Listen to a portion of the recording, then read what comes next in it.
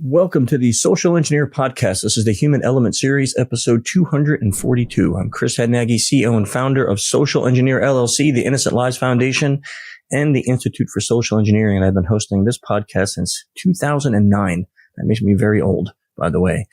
As always, this episode is sponsored by our company, Social Engineer. If you are another organization out there looking for help with the threat of vishing, I'm sure you are, because everybody is right now, and you're wondering how to deal with it. I know a lot of companies are offering vishing services, but they're offering robo-dialers. So if you want real-world attacks that are human to human, you should give us a call. Go check out our website at social-engineer.com, see how we're doing it.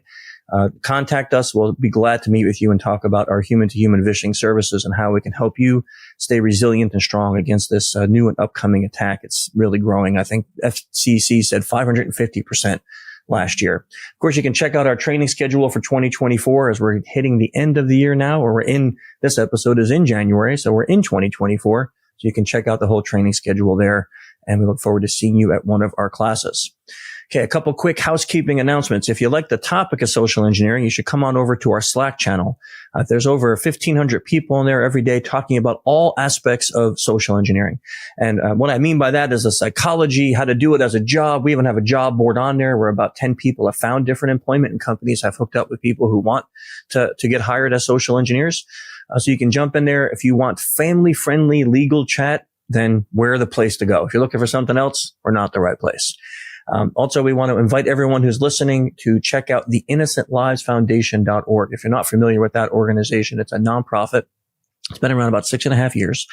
And we geolocate people who traffic children and who create child abuse material. We work closely with law enforcement. We're not a vigilante group.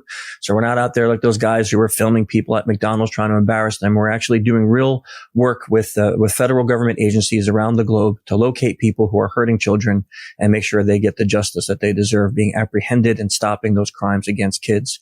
If you're a caregiver or a parent, you want information on this, you can check out InnocentLivesFoundation.org. Or if you want to help us out by joining or donating, you can also do that on the same website at InnocentLivesFoundation.org. And if you like the intro music and the outro music of the podcast, it's none other than the best rock and roll band on earth, Clutch. Neil Fallon, the lead singer of that band, helped me start the ILF. So, of course, we love them. Been a fan of them way before that, though. So you could check them out on their website, especially go see them on tour. That's the best way to take their music in and give them some love for all the things that they do for us here. And last but not least, if you like what you hear on this podcast, give us a thumbs up and a like, and give us any comments. We love the comments. Actually, your suggestions for guests or your suggestions for new topics really do help us. So we look forward to hearing what you think about this episode, which brings me to our awesome guest for today. Let me give a little introduction to Tony Uceda Velez. Did I say it right? I think I got it right. You got it. Chris. Okay. Nice I was hopefully close. Thank you. So Tony Uceda Velez is the co-creator of the process for attack simulation and threat analysis, as well as the CEO of VerSprite. Tony has over 25 years in the InfoSec work across a vast range of industries, and is also the OWASP leader for Atlanta, Georgia. Tony, thanks for coming on the show today. Really appreciate it. My pleasure, Chris. Great to be here. Big fan. Thank you. So let's start off with a question I always ask people that come on this episode is, how did you get to where you are today? What was your career path to get to where you are as CEO of VerSprite? So I was born in corporate America. I was a senior director for Fortune 50, and I don't really thrive in places where I'm bored. So I'm a good worker when there's chaos. And so there's nothing more chaotic than starting your own company, especially during 2007, which was one of the recessionary times in the United States. So, but before that, after graduating from Cornell, I started in the .com era in IT. And I think that's really what, I was always, a tech nerd. Even as a little kid, I remember, getting these magazines from this store in Atlanta called the Book Nook. And you get like magazines on the cheap, computer programming magazines. And you'd have these magazine challenges at the end, which, program these simple programs in BASIC, then later on in Pascal and stuff like that. But in the .com era of 1998, when I graduated, I dove into IT, and then learned a lot about different silos of IT, which was great, for security, because you have to be able to understand function before you can apply dysfunction. So later on, as I transitioned to security, I worked for a managed service security provider out of Atlanta, Georgia, SecureWorks. And then I went to Symantec, and then I went to a couple different enterprises doing security. And then I basically was a senior director at a Fortune 50, and I was really bored and thinking that I could offer, some corporations a little bit better of what was out there. So I started VerSprite. And what does VerSprite do? So tell us about that. Sure. So VerSprite is a cybersecurity consulting firm. We have 5 different domains of expertise. One is on threat intel, another one is on offensive security, research, integrated risk management or GRC, and then DevSecOps, which is really in 2023, looking ahead, the heart of the company. It's really looking at how you can automate security, operationalize it, take information workflows, and truly create that kind of a domino effect where finally information can be operationalized or instrumented within security ecosystems. So we feel that there's a lot of challenges related to overconsumption of data, and there's ways to streamline that. So that's our current focus right now. Excellent. So tell me a little bit about your focus now with the future, like what's going on. I know you wrote this process for attack simulation and threat analysis. So what are you seeing as maybe the things that we need to be aware of or look forward? I don't know if I'll work forward to. That sounds like something positive, but the things that we should be looking for in the future too, when it comes to attack simulation and threat analysis. Yeah, it's interesting times, in the sense that, automation, I think puts a lot of, it makes a lot of product or service firms in cybersecurity to have to think right now on whether or not their business plan is going to continue in the same trajectory. From an industry perspective, there's going to be great advancements in automation for sure that are going to come from artificial intelligence, both with public and private LLMs. And there's definitely threat models related to information tainting that need to be factored in like yesterday, not tomorrow, but yesterday. And, I think that, another element that makes, the future of InfoSec or cybersecurity, whatever you want to call it today, interesting is the growth of growth challenges of geopolitical risk. So never had you have so much different, things going on in the world in terms of economics, in terms of, politics, social factions that are dividing, nations and cultures, not just within a country, but across the globe. So it's a really ripe environment for cybercrime. It's a right environment for recruiting and, establishing mules within different organizations or, flipping human assets inside of multinational companies. And these are a lot of things that I think a lot of companies just simply don't even have on their radar, to be honest. And because they're still looking at the practical, crackerjack type of approach to security, what's happening on the app stack and network and, some basics in social engineering, which you alluded to, which is largely, through scripted auto dialers and things like that. A lot of our techniques in information security, cybersecurity are really, they're mass market, but cyber criminals are really having more speared attacks and speared techniques that really defeat a lot of the things that we're doing. So it's going to be interesting times in the next couple of years. I think, there's a couple different challenges that companies have. We all have collectively: lack of resources. I think there's a lot of poor content, a lot of poor education on cybersecurity. And that creates, just a greater challenge for having the right team members to help protect and defend. But, not the most positive, summation there, but I think that you could probably concur with a lot of the things mentioned. Yeah. It's, sometimes when we talk about this industry, of course, it'd be nice if we can be positive, but there's not a lot of it going on there when we talk about threat actors, right? So it's not like they're breaking into our accounts and depositing money. So, what do you think about the advancement of AI? So we're seeing AI kind of like what I'm noticing is just the growth of it in weeks. Like we don't talk about years anymore. We talk about, wow, what it was doing 2 weeks ago. It's now like 3 times more, 300% different, or just see these massive leaps and bounds when it comes to the way AI is being used. And I'm noticing when we look at the news reports, more and more attacks against businesses as well as civilians using some of these LLMs or AI bots. What do you see as the future of that? What do you think we're going to need to do in order to start combating that? Well, so many things to say there. I think, some of the original social engineering artists, I think, that are perfecting their craft with AI are definitely salespeople, right? If you think about, them being able to manipulate, human psyche, be able to establish rapport, talk about a value proposition, all of these things are, very useful in terms of techniques that a hacker would do in terms of social engineering.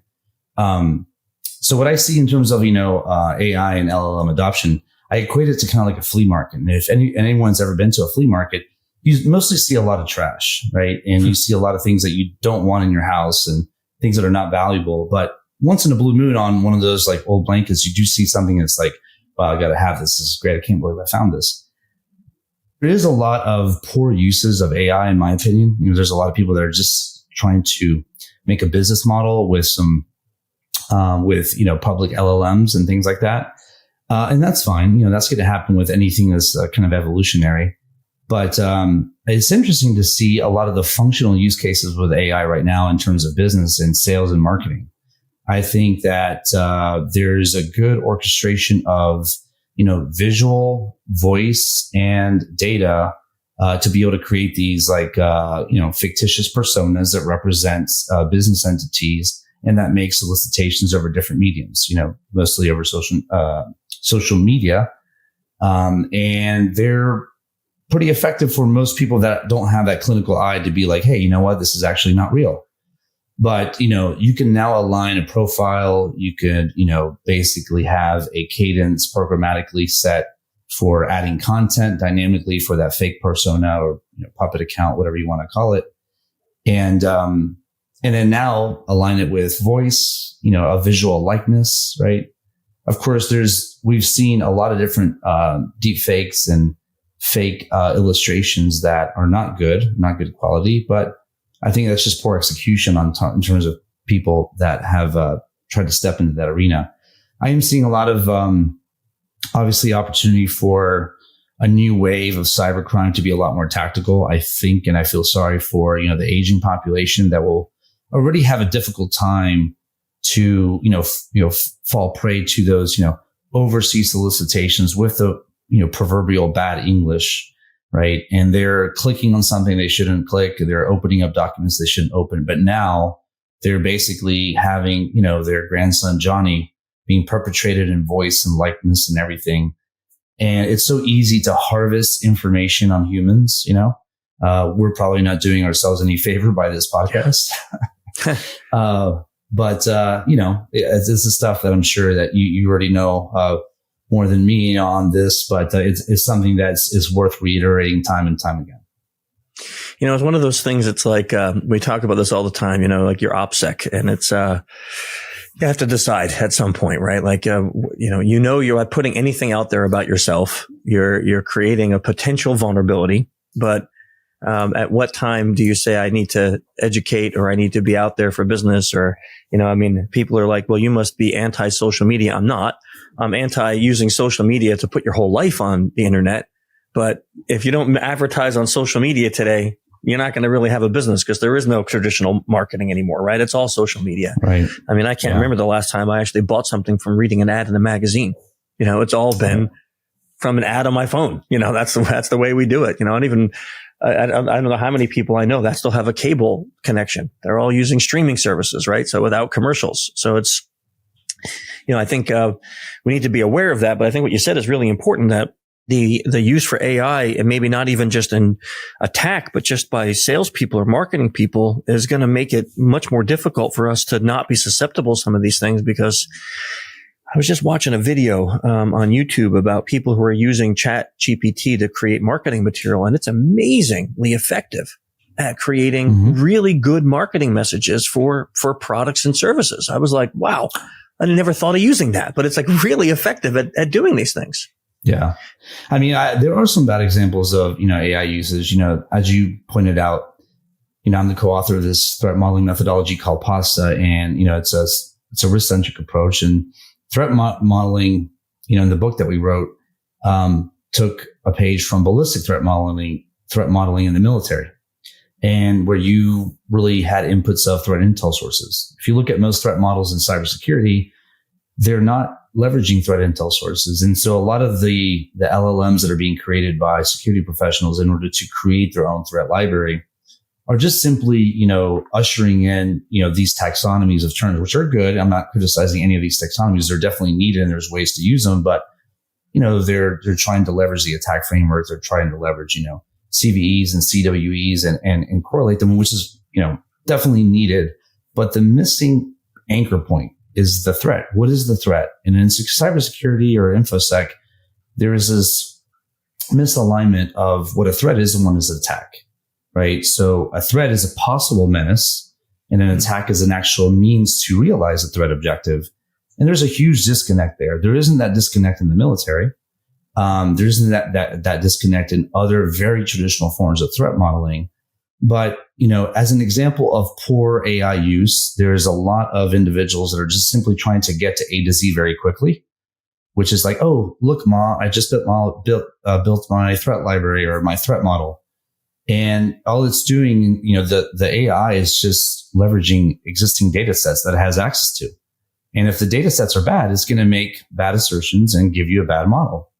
So often what's scary to me, and this is just a micro example, is for decisions to be made on bad data, which goes back to the geopolitical aspect, right? There's going to be, that evil villain Bond type character that's like stroking that, some sort of like $10,000 cat and thinking about tainting information sources so that they can contaminate, financial markets, so they can contaminate social perception, whatever the case may be. So that's the concern that I have is we used to be in the age of information, now in the age of misinformation. Mm. And there's a zillion ways to profit from misinformation. So, this is the scary part, right? But now people always ask this question. So what do we do? How do we defend? I mean, if AI is this advanced and this dangerous and this scary, what can people do to start defending against this or understanding what the threat is? Well, it's tough to be, overly optimistic, and, it might be the fact that I probably listened to too many hours of The Cure or Sisters of Mercy growing up as a child, but, or it could just be the reality of the fact that, there's, not enough systemic, tools and resources to know how to consume intelligently, LLM models. I think a lot of people are just simply trying to, leverage the cost savings, right? To your point on marketing, there's a lot of, corporations that I know that they have internal initiatives to say, how can we save a lot of money by leveraging public and private LLMs in order to catalyze these internal processes or replace others, right? That are a little bit outdated in legacy. So I think that with that rush, there is a tendency to be not very, to scrutinize what you're actually doing, and to scrutinize both the architecture, also the information model that's going in, a poor examination on simply, just the data sources.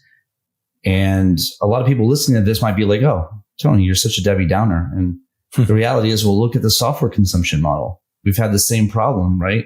In terms of like the supply chain of software, there is just a implicit trust associated with, certain types of open source software that get ushered into commercial products. They get integrated into our ecosystems and infrastructure. And then, it's an easy avenue for adversarial groups to be able to Trojan horse their way in.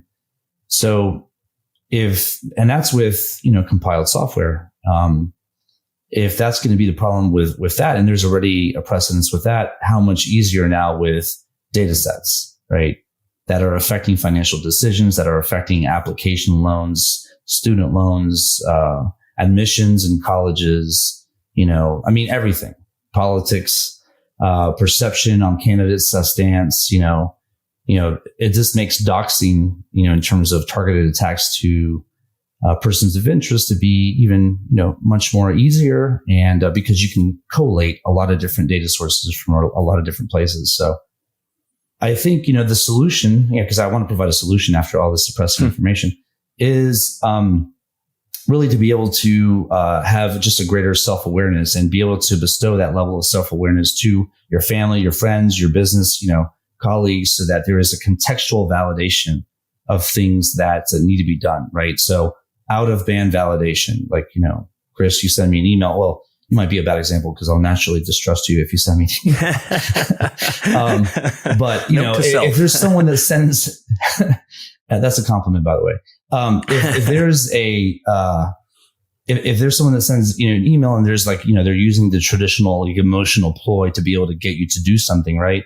Then, be able to validate, that sort of issue with the entity that is being, represented out of band to any type of number, URL, whatever, and be able to share that, information to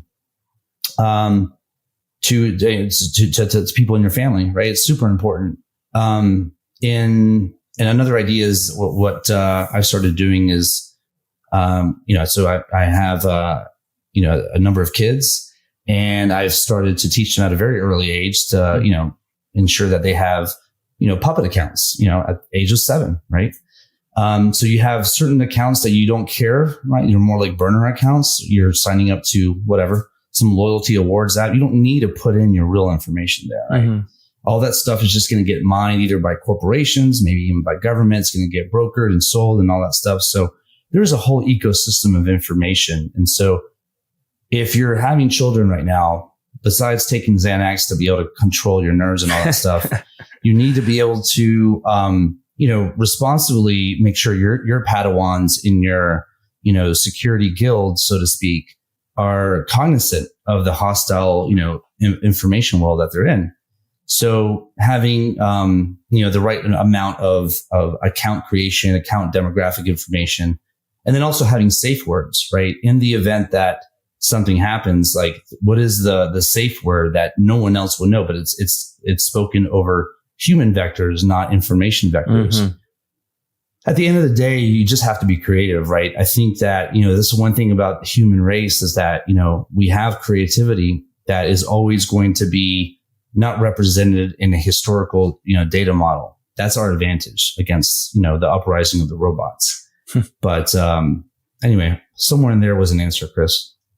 No, I used that same model with safe words with my grandma when she was around, as well as my kids, right? So we have safe words that we say are never spoken out loud unless there's an emergency. So if you put that in text or you say it over a phone call, I know that there's an emergency and that nothing will stop me from getting to you, right? Kind of thing.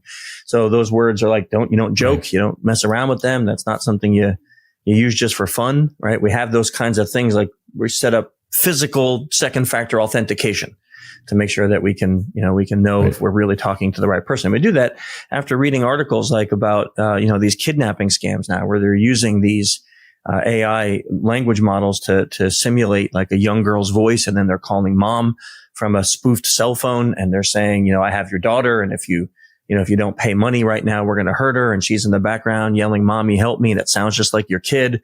I mean, as a parent, I can't even imagine a scam like that. That would destroy me.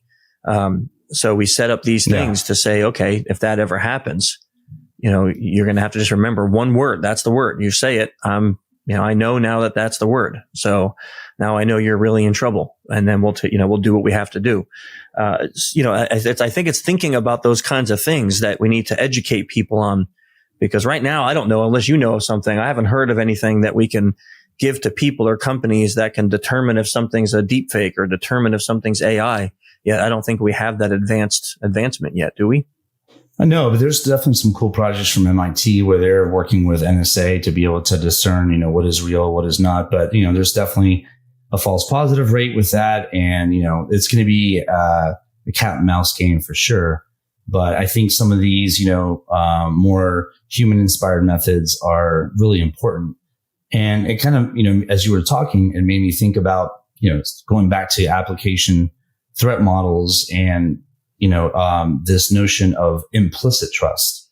In human contact, we oftentimes can make the mistake where we implicitly trust somebody because they were referred to us, or we're connected with them, or they know our neighbor. And so nowadays that's a recipe for possible, harm, and even more so in really application security. So one of the best things that is super simple to identify in doing application threat models, as an example, is to be able to say, where do you have implicit trust between your call flow, right? You might have a component in your application model that implicitly trusts another component just because it's internal. But how do you know that maybe that other component wasn't code off the shelf, right? That was, bought, procured, and then placed into your same VPC, right? And so I think it's good to see the whole zero trust, messaging come out. I think zero trust was actually inherently built into application threat modeling. But, I don't care if it's being hyper marketed and all that stuff into products. I think that, the idea of zero trust is that don't implicitly trust. But it goes back to what you just talked about, right? In the safe words that we talked about as humans, is to be able to have some level of validation that is secured and protected.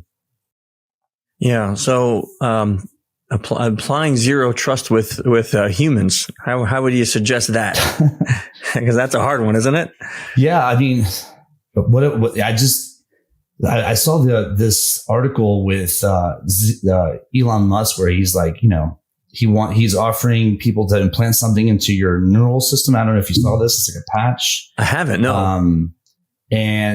And so, the reason I bring that up is because, like, maybe, Grandma Shirley has always been great Grandma Shirley, but now she's not Grandma Shirley anymore, right? Because now she's tapped into this neural network where she's being fed, from a command and control system, and you were always trusting of her milk and cookies. And now, something's off. It's like maybe got too much ginger, there's a little bit too much nutmeg, and is she trying to kill you now? Hyperbolic example there, of course. Yeah. But, the answer, to the question is, I think, when something is out of context, and we see this sometimes in our organizations where, you see, actually, playfully, we had this, I think it's pretty common in any organization where there are people trying to perpetrate executives, right? So we have this fun thing, where we talk about phony Tony, right? In the organization. What are the mediums that we see phony Tony? And it's interesting to kind of see the solicitations, the attempts to try to perpetrate and things like that. And it can happen over any medium. It could happen over Slack. It could happen over Teams. It can happen over anything, LinkedIn and things like that. It's just going to get easier. So I think being able to contextually be aware of the relationships we have. It's ironic. We've advanced so much into this digital age, and we see, I think you and I, Chris, are about the same age, but we see a lot of our children, they get so almost intimidated by interpersonal, connection, but that's going to be the saving grace, right? It's because it's not going to fit a pattern. If you and I, spend, the next 5 years in the Maldives, I don't know, doing volunteering or something or whatever, running a hospitality business, we'll get to know each other on multiple fronts. And that sort of thing becomes subconscious. So when something is out of character, out of context, we'll throw up some flags. And I think that's important for those that are heavy technology focused to be able to not discredit some of the human innate capabilities we have in our subconsciousness. Yeah, that's interesting. Yeah. Well, I think it's going to be interesting to see as we move forward on this, huh? I mean, I don't know what's going to happen. I don't have a crystal ball, but it seems like this AI thing is going to be taking us for a pretty big ride. Well, I'm sure it's going to be okay. Yeah. I'm pretty sure it's going to be okay, right? I'm not really sure, but oh man. So I had to say it, yeah. It's a little I want to believe that too, because I want to believe we're always going to come up with a defense that's going to help. I don't know what's going to happen before that occurs, but I've been saying for a while that right now I feel like we're bringing a knife to a gunfight. So we got to start using AI in defending against AI, because we're not really doing a great job at that. But hopefully that will be we'll start seeing that this year, some advancements in those things. I always have a couple questions I ask for, ask guests that come on this episode. So first and foremost, everyone that is anywhere, with their careers, usually had some people that helped them along the way, have a mentor or two. Who would you say is your greatest mentor or mentors that helped you get to where you are today? Wow.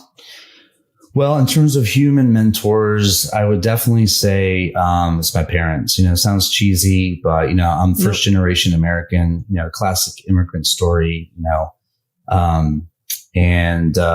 hustle. That summarizes a lot of the immigrant story right there. It's the hustle.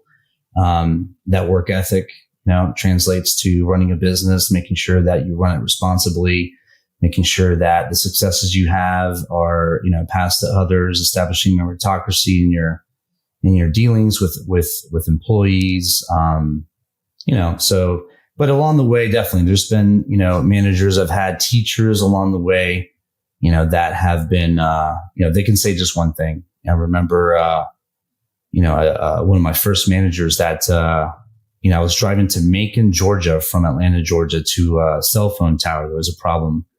And, he taught me about, empathy and, execution and, being able to, oftentimes we try to do problem resolution and we triage. We might not even know what the answer might be, but he did say that, putting in the motor skills of trying to do the scientific method, and that shows, internal, people that we care and that we're on it. Right. Small things like that, right? I don't think there's really any one person that is like the one that envelopes the mentorship prize, but definitely it begins with my folks, very hard workers, to this day. And where'd you guys immigrate from? It's complete. So they immigrated from Peru. Yeah. Mm-hmm. So it was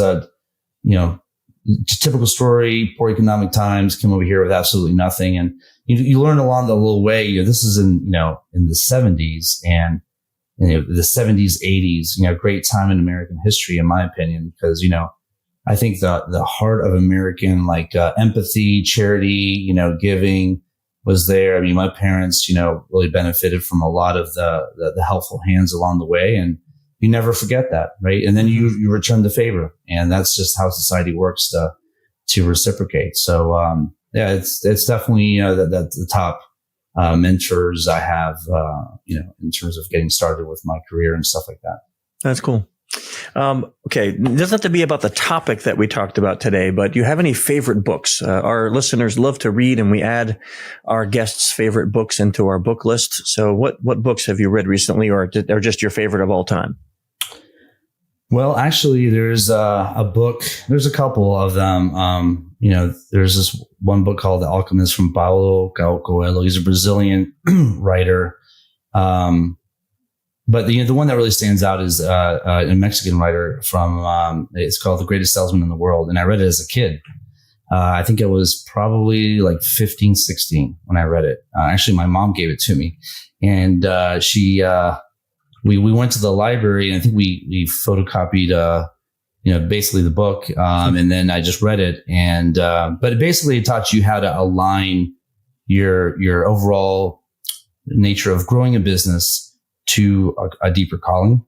Much like you have, I think, you found your deeper calling with some of the efforts that you guys have with, trying to uncover, some of the digital traps that are out there for children. This is about, being able to do the right thing in terms of, business dealings. It's called The Greatest Salesman in the World.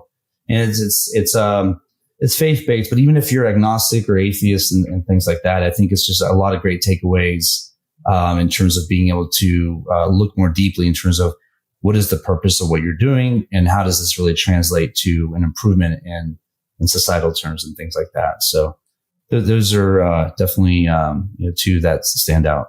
Excellent. Thank you for that.